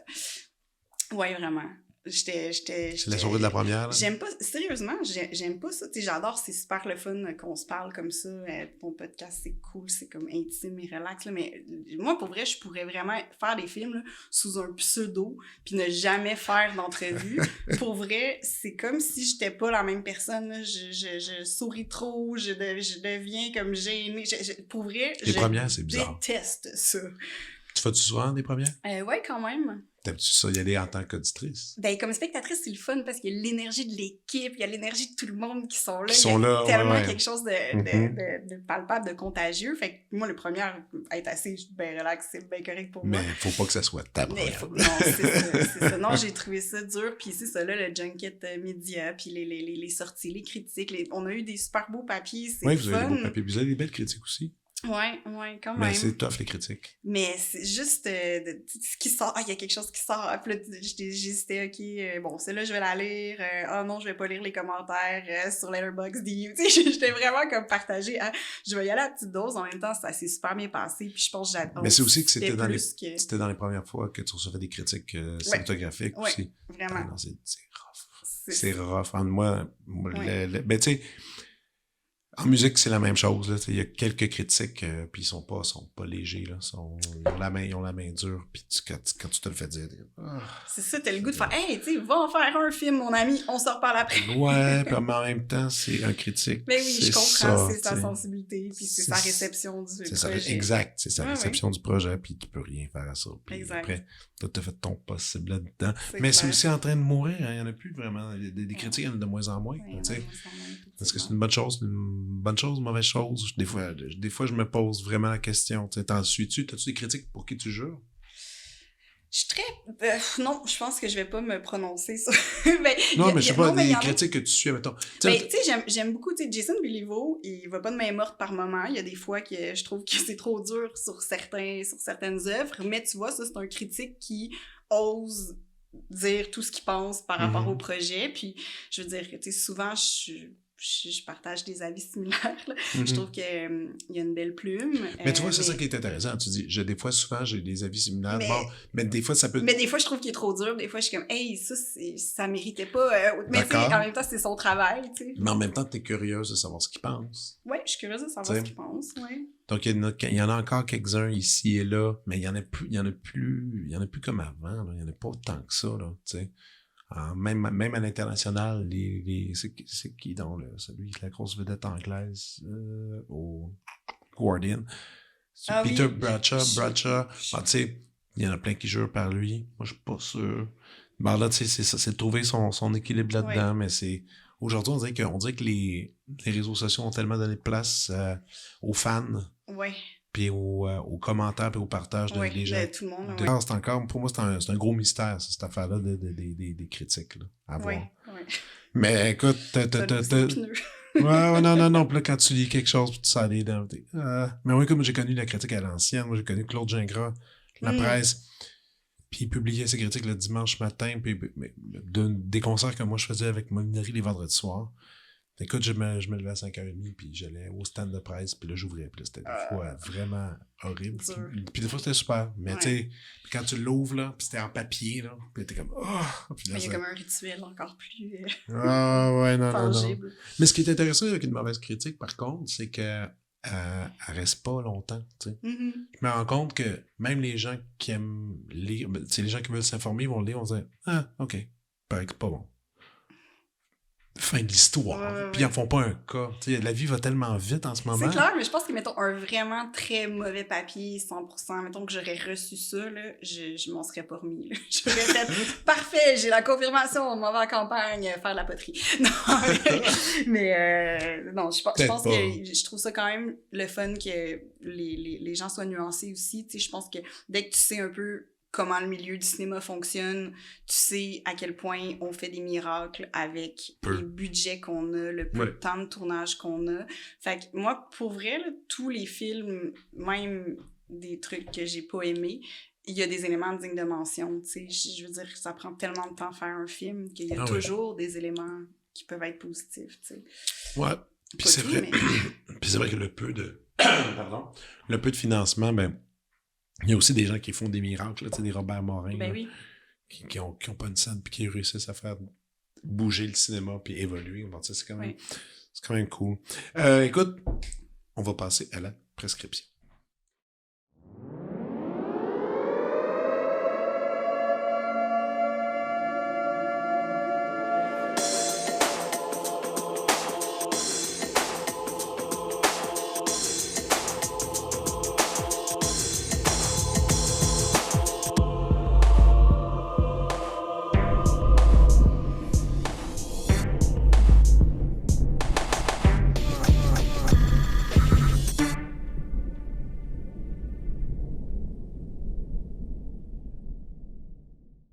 Ok, Joël, je t'écoute. Ok, c'est le moment un peu intimidant là, de pas du tout, partager. Au contraire. Mais ma liste est vraiment longue. J'ai fait comme, ok, je vais commencer avec quelques films clés, tu sais, qui ont inspiré Rodéo. Je pense que c'est important. Ouais. Après ça, oui, mais attends, le cinéma indépendant américain, ça. Elle est trop longue, fait que tu me couperas à un moment donné. Bring it on. Ben, tu sais, en fait, les films clés là, pour Rodéo, puis les films clés aussi dans mon parcours qui m'ont donné envie de faire du cinéma, tu sais. Ben, tu sais, Les Bons Débarras, Francis Mankiewicz, je pouvais pas parler de ce film-là, mais est-ce que c'est des choses que tu voudrais que personne connaisse? J'ai pas pris des choses hyper obscures non plus. Non, dans mes prescriptions. C'est personnel. Les Bons Débarras, écoute, c'est un bon film, puis en plus, on le nomme pas assez souvent. Là. Ben, moi, je trouve que c'est un des grands films québécois qui a été fait, puis, tu sais, la poésie de Régent Ducharme, il y a tout ce que j'aime dans un film, puis de ce que j'ai humblement voulu insuffler à Rodéo, dans certains dialogues, c'est sûr et certain que la poésie de Ducharme m'a comme vraiment charmée. Charlotte Laurier, moi j'avais la prétention de dire ok, je veux trouver une petite fille qui va être aussi hot que Charlotte Laurier dans Les Bons Débarras. Je l'avais écrit sous un autre phrasé, mais dans mon dossier de présentation, tu sais, à la SEDEC, puis là, le monde me dit que ouais, good luck. Puis ben tu sais, Lilou, elle a été exceptionnelle. Je suis vraiment ça a été tellement un beau tournage avec Maxime puis Lilou. Mais d'ailleurs, tu sais, on n'en connaissait pas vraiment. C'était pas toutes des stars. C'était-tu volontaire, justement? Parce que Maxime, vraiment, il sort. Là, il sort du lot, parce qu'on l'a tous vu dans quoi, que ce soit au théâtre. Puis les autres, je dis pas que c'est éteint, c'est juste qu'ils ont l'air tellement réels. À cause de ça amenait une perspective comme ça. Puis lui devenait plus réel à cause de ça. Moi, c'est ça que ça me donnait. OK, c'est intéressant. Ben, tu sais, je te dirais, Maxime, c'était son premier grand rôle. C'était son premier rôle au cinéma. Il avait fait Piché, il jouait le fils de son père dans Piché, Entre ciel et terre, mais c'est ça, c'était son premier rôle au cinéma. Puis quand j'ai reçu, tu sais, quand ma directrice de casting m'a proposé Maxime, tu sais, on était en pandémie, c'était des vidéos d'audition. Puis j'ai dit, ah non, pour vrai, je l'avais, puis j'ai dit à Max, là, fait que j'ai bien à l'aise de te le confier, mais j'ai dit, ben non, pour vrai, je le vois pas, là, tu sais, moi, je vois le gars de théâtre, puis tout ça, puis tu sais, il est bien bon, mais on dirait que je le voyais pas pantoute en camionneur, là, puis tout ça. Puis elle était comme, non, mais j'ai un feeling, je vais t'en envoyer plein, là, mais wow, on va lui demander sa vidéo. J'ai dit, OK, tu sais, je perds rien. Puis j'ai reçu sa vidéo d'audition, j'étais, mais flabbergastée. J'étais vraiment, j'ai su que ça allait être lui, ou en tout cas qu'elle allait être dans le top 3 de ce que j'avais juste avec sa proposition, puis c'était une seule scène, mais il était tellement nuancé, puis j'ai eu beaucoup de clichés là, de camionneurs, puis ça doit te malaisant. Ouais, un peu, puis tu sais, justement d'avoir comme côtoyé ces gens-là, ben il y a des gens là comme hyper articulés, hyper éduqués, hyper en shape, tu sais, tu veux dire, il y a tellement de camionneurs au Québec, il y a de tout, là, tu sais, comme milieux, dans tous les milieux. Fait que, c'est ça, Maxime, il y avait de l'intelligence dans sa proposition. Fait que, puis j'ai voulu matcher une petite fille avec qui, physiquement, et aussi la chimie puisse opérer, puis ça a été le cas. Ah, super! Ouais. Mais, puis, excuse-moi, ça, c'est... On parlait de ça pourquoi? Ah oui, parce que Charlotte Laurier dans Les Bons Débarras. Exact, on fait des petits détours. Hein. Avec moi, il y a beaucoup de parenthèses. C'est correct comme ça. Mais c'est ça, puis tu sais, j'avais une petite anecdote aussi pour Les Bons Débarras, parce que quand je travaillais à la Cinémathèque québécoise, il y avait une t'as travaillé là? Oui, j'ai travaillé là pendant que j'étudiais en cinéma à l'UQAM. Fait que tu sais, j'étais payée à découvrir des cinéastes. Tu traversais de la rue, puis t'étais rendu là, à la job. Oui, puis on était obligés de rester dans la salle, fait qu'on était payés pour regarder les films, parce que souvent, les copies 35, les différentes bobines, des fois, c'était « Ah, c'est pas dans le bon ordre », ou le son, où ça se prenait. Fait qu'on était là pour aller voir le projectionniste s'il y avait quelque chose qui se passait mal, tu sais. Puis, bref, Michel Brault, à une soirée organisée par la Fondation de la Cinémathèque, était là pour Les Bons Débarras. C'était l'édition DVD du film. Puis, il me demandait « Ah, t'as fait des courts-métrages? » Genre, j'en ai juste fait un. Puis là, il m'a autographié mon DVD, puis il a écrit pour le... Il dit « Non, mais tu vas en faire d'autres. » Puis il m'a écrit « Pour le cinéma de l'avenir. » Puis j'ai comme trouvé ça très beau, puis j'ai encore le DVD. Puis, fait que c'était comme... Elle est comme marquante pour moi pour plusieurs raisons, cette œuvre-là. Sinon, mais André Forcier, j'ai envie d'en parler parce que c'est un peu comme l'enfant terrible du cinéma québécois. Vas-y, fonce, parce que moi, j'aime beaucoup. Ah, je suis contente parce que, tu sais, c'est soit qu'on l'aime ou je pense que, tu sais, soit qu'on l'aime ou qu'on le déteste, là. Moi, j'aime beaucoup. Il y a des gens qui le détestent. Moi, j'ai jamais entendu. En tout cas, dans les amis qui sont dans le milieu du cinéma, l'adorent. Oui, ben c'est ça. Parfait. Moi, j'ai certaines personnes qui même là, attends. Je pense qu'il paraît qu'il c'est pas facile de travailler avec lui, là. Ça, sorte que je fais du cinéma, fait que... Okay. Au clair de la lune, c'est mon film fétiche, mon film fort, là. T'es as-tu pas mal toutes vues? Je les ai pas mal toutes vues. Pour vrai, j'ai moins aimé dans les derniers, là, dans les derniers 10-15 ans ouais, mais j'aime vraiment les premières années, là. Tu sais, j'aime... tu sais, L'eau chaude, l'eau frette. J'ai même vu Pee-wee, son... Ah non, Pee-wee, c'est Jean-Claude Lauzon, je me trompe, pardon. Mais j'ai vu, tu sais, L'eau chaude, l'eau frette, Au clair de la lune, Le vent du Wyoming, Une histoire inventée, Kalamazoo. En fait, on a le même âge. Toi, tu t'en souviens quand Une histoire inventée est arrivée au cinéma? Tu te souviens-tu de l'affiche puis de la bande-annonce? Oui, je me souviens. C'était troublant. C'était un peu troublant, en Ça m'avait tellement marqué. Puis écoute, c'est ma mémoire. J'étais allé voir Les Contes pour tous. Oui, c'est pas parce qu'on est petit qu'on ne peut pas être grand. Puis en bande-annonce de ça, c'était une histoire inventée avec Jean Lapointe complètement Yves. J'étais assis dans ça avec mon père, j'étais qu'est-ce que c'est ça? Puis là, bon, un petit film pour enfants. Oui, c'est ça. OK, t'as un bon choix de bande-annonce avant le Conte pour tous, là. Bravo. Bien ciblé. Mais ce film-là, à cause de ça, ça m'avait fait peur pendant un bout, puis finalement, je l'ai vu, puis c'était très bon.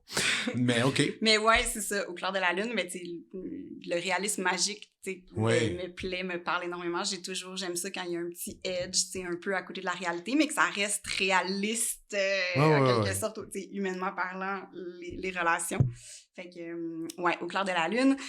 Sinon, ben, j'ai mis Leningrad Cowboys Go America de Aki Kaurismäki. C'est peut-être comme un de ses moins bons films, mais il était important pour Rodeo. Parce que tu l'as-tu déjà vu? Ben oui, Ouais, j'ai tu ça. l'as vu.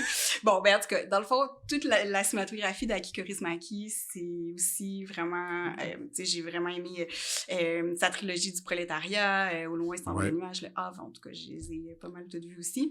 Puis j'ai mis aussi un film de Lynn Ramsey, Morvin Caller. Je sais pas si tu l'as vu. Ça, je connais pas. C'est 2002. Puis, dans le fond, c'est un road movie vraiment un peu sombre et cruel, mais avec comme plein de folie aussi. C'est un peu décousu à un moment. Faut vraiment que t'acceptes de te laisser porter. Mais grosso modo, c'est une fille que... Ben, veux-tu le synopsis en une phrase? Vas-y. C'est une fille qui trouve son chum qui s'est enlevé la vie quelques journées avant Noël. Okay. Puis c'est un auteur, puis elle change le nom sur...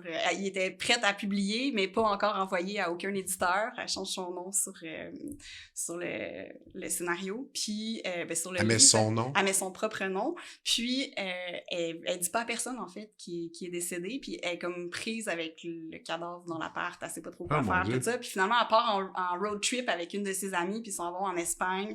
Fait que ça devient comme un peu étrange.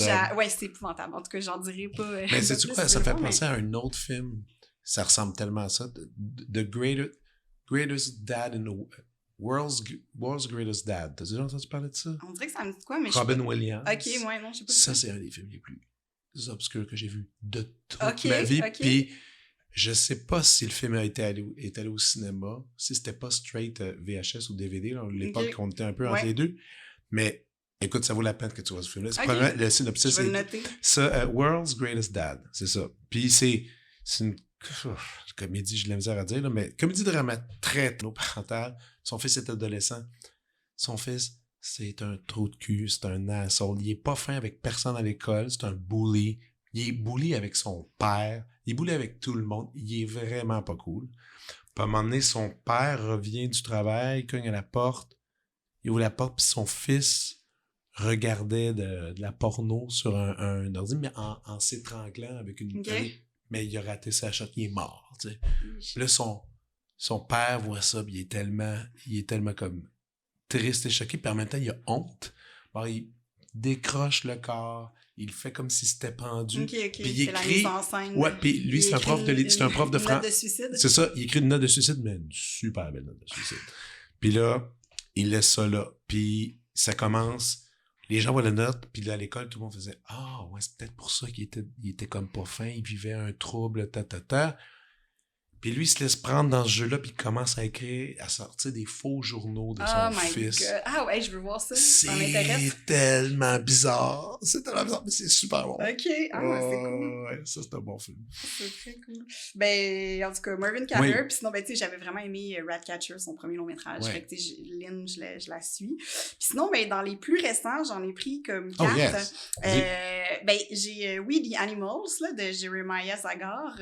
C'est un film, c'est un coming of age, c'est une fratrie, 3 frères dont les parents ils ont une espèce de relation explosive. Puis on suit vraiment, c'est ça, coming of age, puis on suit ces 3 frères-là. Mais attends, pourquoi je connais pas? Ça me dit absolument c'est correct. rien. Je pense que, je sais plus s'il est encore là, mais il me semble qu'il était dans ma... Tu sais, quand je vois des bons films sur Netflix, je mets toujours des petites étoiles, puis je les mets à ma liste, parce que quand on me demande des films, mais je pense qu'il est encore sur Netflix. Non, il n'est plus sur Netflix par contre, mais il est sur Apple TV, vous pouvez louer pas cher. Il est sur YouTube encore moins cher à 3,99$. Bon. Puis Google Play, donc il se trouve assez facilement de 2018. La direction photo, elle est magnifique, puis c'est tourné en pellicule, puis on est vraiment à hauteur des garçons, on vit ce qu'ils vivent vraiment à leur hauteur, là, puis... Wow. Ça m'a vraiment plu. Ben sinon, j'ai The Rider de Chloé Zhao, parce que je voulais mettre Nomadland, mais ça, tout le monde l'a vu, mais... The Rider, moi, je l'ai pas vu. Non? Ben, t'as vu Nomadland? Oui. Bon, ben Rider, c'est son film précédent. OK. Puis, c'est vraiment le fun, parce qu'elle, elle a travaillé avec... C'est un ex... c'est un gars qui fait du rodéo, mais il a subi une grosse blessure. Puis elle a tourné... C'est une vraie star du rodéo américain. Puis elle a tourné avec lui, fait qu'il joue son propre rôle. Puis il a eu une vraie blessure, fait qu'en tout cas, il est comme... C'est Brady Gendreau. qu'il y aurait eu cet accident. Voilà. Voilà, exact. Et le film est disponible sur YouTube, Apple, blablabla, mais gratuit si vous êtes sur Prime Video. Ouais. D'ailleurs, on va plugger ton film, il est sur Prime Mon Video. film est sur Prime. Mais si vous n'avez pas Prime Video, on n'encourage pas. Prime Video, on va juste le louer. Il est sur Illico, Sur iTunes. il est sur iTunes, il est partout. Il est un peu partout. Il est même Ouais. sur les vols Air Canada. Là. Ah ouais? Ouais. Ah, Ouais, il y a nice! des gens qui m'écrivent « Hey, je l'ai vu! » C'est bon. Ouais. Puis, ben c'est ça. Puis The Rider, c'est non seulement hyper bien joué, c'est que ce qui est intéressant, c'est que son film avant The Rider, attends, je l'ai noté parce que je me rappelle jamais du titre, ça s'appelle... Chloé. The Song My Brother Taught Me. Puis Okay. elle a tourné avec ces gars-là de rodé. Tu sais, comme métrage qu'elle a fait, Chloé, puis tu sais, avec eux. Fait que c'est comme si elle a commencé à tisser des liens, Okay. à voir un peu l'imagerie, tout ça. C'est bon, mais c'est vraiment moins bon que The Rider. Mais c'est tellement une œuvre aboutie de Rider, mais tu vois qu'elle a pu faire The Rider à cause de ça. The Song My Ouais, Brother ouais. Taught Me. Fait que voilà. Ben sinon, ben j'ai mis Red Rocket puis Florida Project parce que Sean Baker, j'aime vraiment beaucoup ce qu'il fait. C'est le fan de Sean Baker. Ouais, vraiment. Il y a comme... À date, moi, je ne veux pas dire une note parfaite, mais à date, J'ai tout ce que tout je aimé. regarde, Ouais. j'embrasse tout ça. Ouais. Je trouve ça weird, je trouve ça... L'Amérique profonde, puis le casting, en fait, il tourne avec... Tu sais, souvent, la figuration, c'est des locaux, c'est des Mais vrais gens. le dernier film, particulièrement celui avec l'acteur porno qui revient... Oui, c'est ça, en Red vrai. Rocket. Ouf, Ouais, c'était bon, celui-là. c'est vraiment bon. Puis, ouais, non, ça, c'en est un qui ose essayer des choses. Ouais, là, tu sais. ben moi, j'embrasse ça. Puis sinon, ben récemment, j'ai vu au Modern After Sun, puis j'ai tellement trouvé ça beau. Ben oui. Ouais. Oh boy. Ah, c'est vraiment... Ben là, tu me dis que t'es hyper sensible, t'as dû avoir Ouais. un petit peu le trémolo. Ouais, là. j'ai trouvé ça vraiment... ouais, j'ai trouvé ça... Mais c'était sur la touchant. liste, il y a bien des gens ici que Ok. c'était leur film de l'année. Ok, mettons. ben ouais, ça- L'année passée, là, je veux dire l'année dernière. Là. Ouais, non, vraiment. Sinon, ben, tu sais, des cinéastes importantes, j'ai mis, tu sais, Céline Sciamma, parce que tout ce qu'elle a fait, j'aime ça. OK. Tu sais, Portrait de la jeune fille en feu, je sais qu'il y a des gens qui ont pas aimé. Moi, j'ai trouvé que c'était une œuvre grandiose. Même Petite Maman, c'est comme peut-être celui que j'ai le moins aimé, mais j'ai trouvé ça super beau quand même. OK. Tu sais, Tomboy, La naissance des pieuvres, c'est comme des classiques de comme plus jeunes. Là. Ouais. C'est ça. Puis sinon, ben, tu sais, Claire Denis, je l'avais découverte à la Cinémathèque dans une rétrospective. Puis son Trouble Every Day. Ouais. Que je ne connais pas. Non? OK. Non. Tu regarderas. C'est confrontant un petit peu. OK. Mais ça, à voir. Mais Puis- excuse-moi, oui. je t'écoute. La cinémathèque, elle a été vraiment importante comme job. Ah ouais, vraiment. J'ai Ça t'a découvert, formé? Ouais, ça m'a formé plus que l'UQAM. Ben, c'est pas Ben, vrai, ça non, serait pas mais- gentil pour mes profs, mais je veux dire, C'est correct. il n'y avait pas de cours d'histoire du cinéma comme tel. On avait un seul cours qu'on pouvait prendre même en option à l'époque. Là, ils ont reformaté le bac. C'est plus complètement comme ça. différent. Là, ouais. Mais c'était très pratique. Mais tu sais, le côté tu sais, cinéphile, tu sais, je veux dire, quand t'en voulais un peu plus, ben, il fallait le faire par nous-mêmes. T'as travaillé tu sais. combien de temps? J'ai pas travaillé super longtemps. J'ai fait comme 2 ans et demi à la Cinémathèque. Ouais, mais là. 2 ans et demi à regarder combien de films par semaine, tu sais. Ben ouais, ben, on avait des chiffres aussi, tu sais, à l'accueil, puis pour des expositions, Ouais. puis pour le café-bar. Mais tu sais, quand on avait un chiffre semaine de salle, on était vraiment excités. Là. Ben, c'est Ouais. sûr. Ouais. Mais ça, ça fait partie, ça fait partie de l'expérience, là, tu sais. Ouais. Faut en voir. Ben même Marco de Blois, qui fait la programmation à la Cinémathèque, a organisé pour célébrer les 60 ans de la Cinémathèque. 50, 60, je Je pense. sais pas. Il a fait deux soirées de court-métrage des anciens de la Cinémathèque. Ah, qui Fait travaillait. que, ouais, tu sais, Maxime Giroux, ouais. attends, qui y avait? Ben, tu Est-ce sais, que- Gabriel Touga-Fréchette. Ok, c'est une de cool idée, Voyelle. ça. Ouais, fait qu'il y avait Ah, comme plein ouais. de courts-métrages. Félix Dufour-Laperrière. En tout cas, on est Ok. comme plein à être passé par là. Wow, c'est cool. Est-ce que je t'ai coupé encore? T'avais une Non, autre c'est correct. suggestion? Non, je pense que cinéma, ça va. J'ai mis une suggestion littérature. Puis, ben, j'avais deux suggestions de musique qui mais. Il était écœurant. Ouais, il est vraiment super bon. Le premier était bon. Le deuxième, je trouve qu'il est encore meilleur. Ben, c'est comme, on dirait qu'il y avait déjà, il expérimentait plein d'affaires, il y avait déjà Ouais. leur son, mais là, c'est comme si quelque chose de tellement Non, là, c'est ancré. abouti. Puis, C'est ouais, ça le son, c'est Ouais. ça. Puis ça, là, ils font un show 6 juillet, je crois, au Festival de Jazz. Allez-y. Je sais, il reste des billets, ça va valoir la peine. Ouais, Agatha de Teki Teki. Ouais. Puis sinon, ben, j'ai beaucoup écrit avec du Big Brave qu'on m'a fait découvrir. Je sais pas Du si... Big Brave? Big Brave. Hey, c'est pas très connu, là. Ouais, Big Brave. Quel style? C'est ben là, moi, je suis intimidée de parler musique avec Ah. un doctorat en musique. Mais non. C'est comme rock expérimental, mais un peu métal. OK, un peu métal. C'est très, très tension. Il y a comme de la lourdeur. Mais comme, ça prend au triple. Ouais, c'est ça. OK, Big C'est un band montréalais. Ouais, c'est montréalais? Ouais. Ben voyons. OK, puis il y a un nouvel album qui est sorti cette année qui s'appelle Nature morte. Matin, je viens de le downloader. Bon. Puis ils ont quelques albums. Ouais, en tout cas, écoute, t'écouteras ça, tu me diras ce que t'en penses. Moi, j'ai commencé avec Nature morte, pour voir ça va m'amener où. Ouais. Moi, c'est surtout les 2 autres albums avant, parce que j'écrivais avec... tu sais, mettons, ça dans les oreilles, quand j'étais rendue, comme j'avais écrit le film et que je voulais peaufiner des tons de scène, j'avais même essayé du Big Brave pour des refs à Serge, genre, hey, ça, quand le truck est dans la poussière, telle tune de Big Brave, ça me parle. Fait qu'en tout cas, c'était dans mes petites références. Puis sinon, littérature, moi, j'ai beaucoup aimé Toutes les théories. Écoute, moi, là, c'est vraiment la grande tristesse, c'est que je lis pas beaucoup. Ben, je lis, mais en courant. Donc, je prends des audiobooks. Ah, ben c'est bon, c'est correct, ça. Ouais, mais tu sais, ça veut dire... Ça, je me demande, en livre audio, ça dirait comment? Ben voilà, c'est pas tous les livres qu'on peut mettre en livre audio. Ben, mais c'est quoi? En fait, c'est un premier roman. L'auteur s'appelle Paul-Serge Forêt, mais c'est un pseudo. C'est un médecin. Il vient de la Côte-Nord. Okay. Il a gagné le prix Robert Clich du meilleur premier livre, puis du meilleur premier roman. Puis, tu sais, ça, c'est l'histoire des Lelarge, une famille qui font de la distribution de fruits de mer, mais comme exportation dans d'autres pays.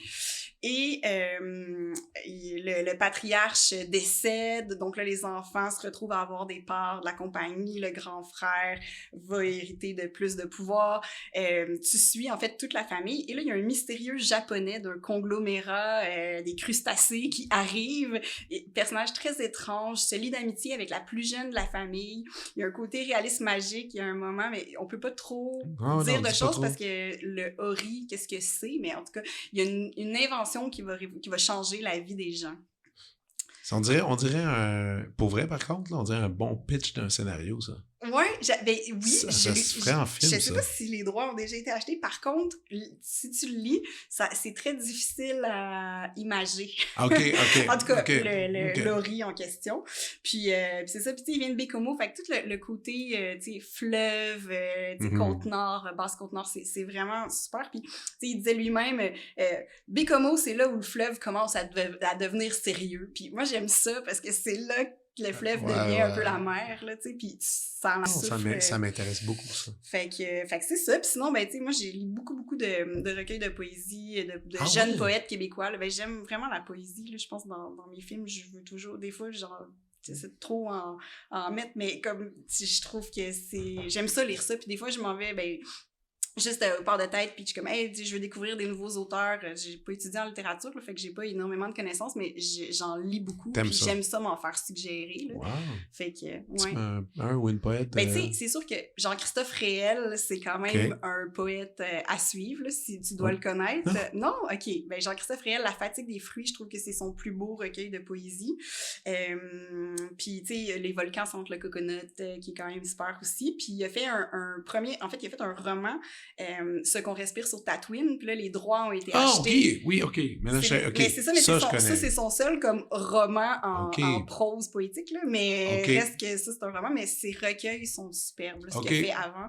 Puis sinon, il y a comme plein de jeunes femmes poètes que j'aime aussi, tu sais, Maude Veilleux, Erika Soucy, Marie Darcigny, Laurie Bédard, en tout cas, il y en a comme plein que j'aime lire, puis je trouve qu'il y a vraiment la scène de la poésie québécoise en ce moment est comme hyper effervescente depuis plusieurs années. Là, écoute, c'était une solide prescription. Hey, je m'excuse, il y avait trop d'affaires. Non, j'aimais ça, tu t'es prêté au jeu en entier, pas à moitié, j'aime Exactement. ça. Exactement, on m'a demandé, j'avais des devoirs. C'est ça, bien fait, bravo.